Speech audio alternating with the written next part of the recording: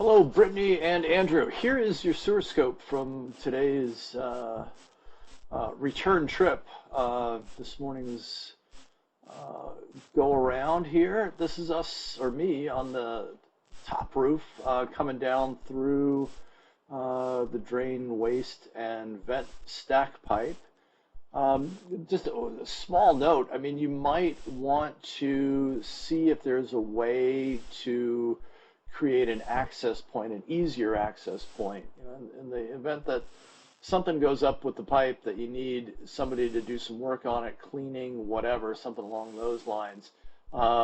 Their only real option is going to be to pull a toilet and go down through the toilet flange. I mean, unless they want to climb up on the roof as well.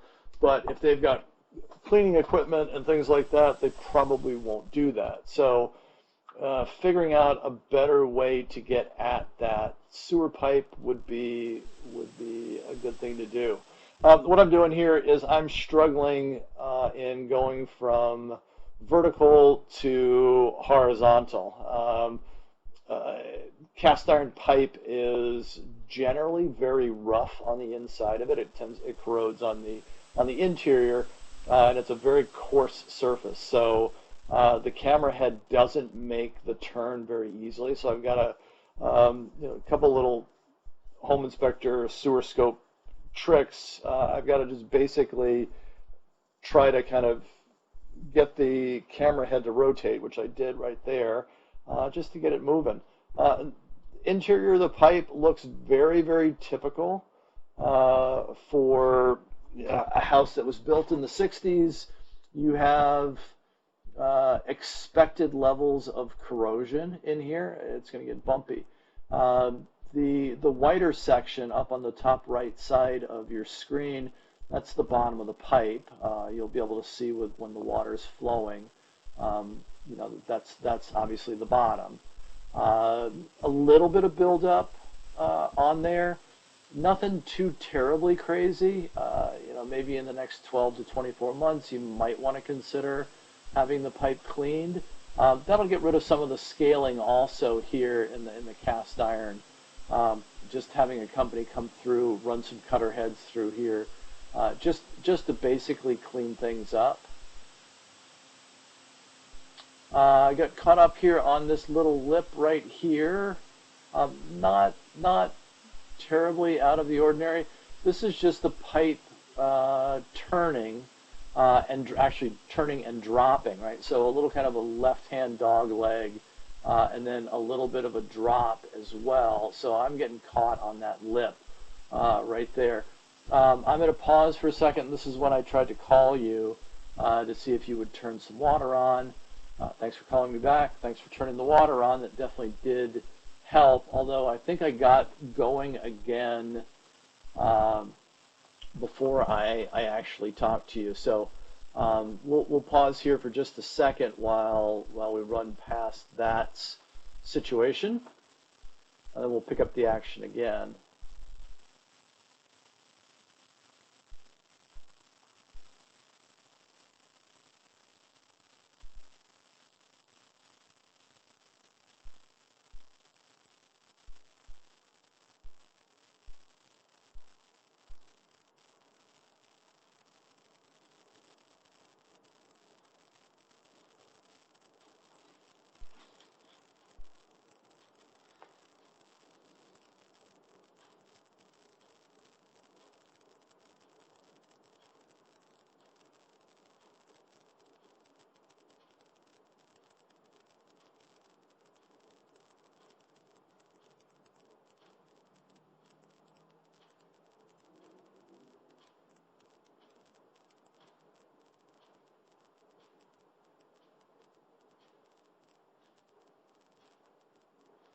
Hang in there. Won't be that much longer.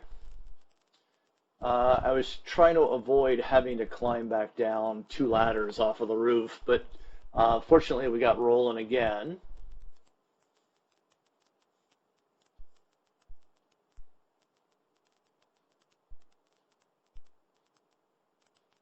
There we go. Water's starting to flow now, it looks like.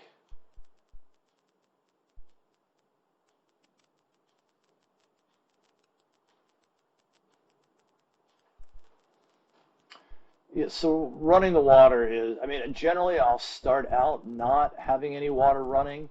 Uh, just one, I get a better view of things. Here we go. And two, if there is anything hung up in there, what I don't want to do is go completely underwater. I want to be able to see things. You can see the color, quality, clarity of the water that's flowing past. If that's filling up the majority of the pipe, there's no way you're going to see anything in that. So, um, generally speaking, I'll try to go out dry first or relatively dry, and then as I get further out, I may turn the water on if I need help. And again, some of this also really depends upon the material. If it's clay, it's a little tends to be a little easier. If it's plastic like ABS or one of the other variations of plastic pipe, uh, then it's generally very easy. There's really a lot of times there's no need to run any water.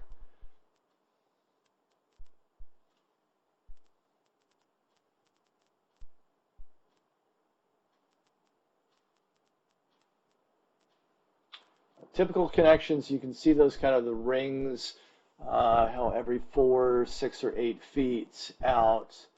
Um, Typical of cast iron pipe, metal pipe. Here's another one coming up here in just a little bit, right about there. It's the hub connection right there.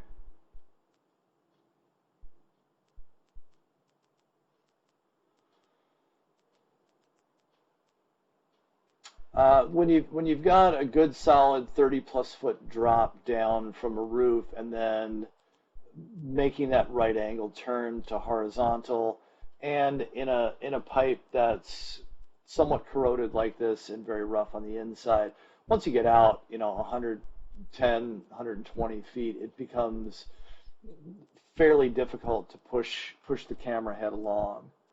Um, Fortunately, I've got a relatively thick cable on my camera.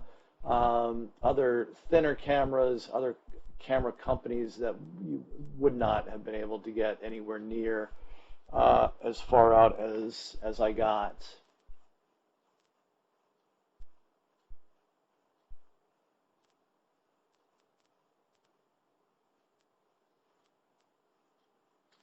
Give me a second. We got another probably 40 feet to go here.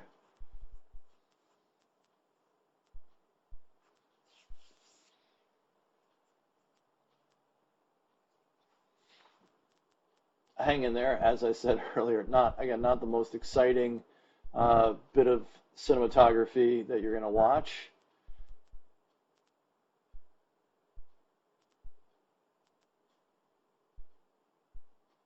I'm probably just waiting for the volume of water to pick up a little bit.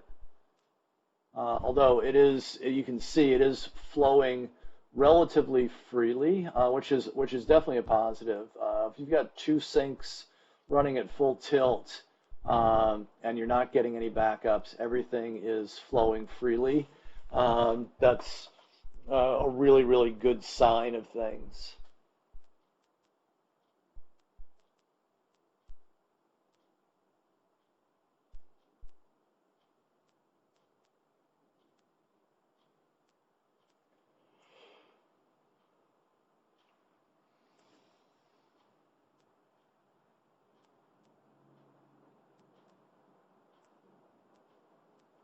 We're going to start to go through a series of drops. That was the first one right there, just a slight downward turn.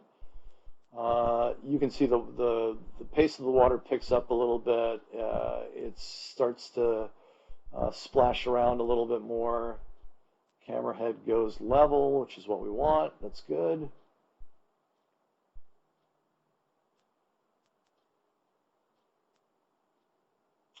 Coming up here in about 5 feet or so, we actually do transition to clay pipe.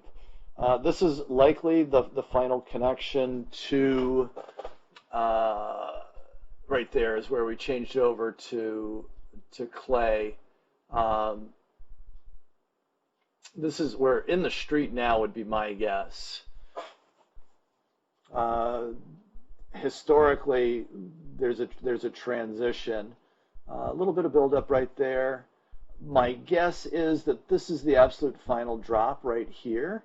If you look up ahead, my guess is on the horizon, if you want to call it that, that's going to be the drop into the actual sewer. So for all intents and purposes, I think we made it to the city connection.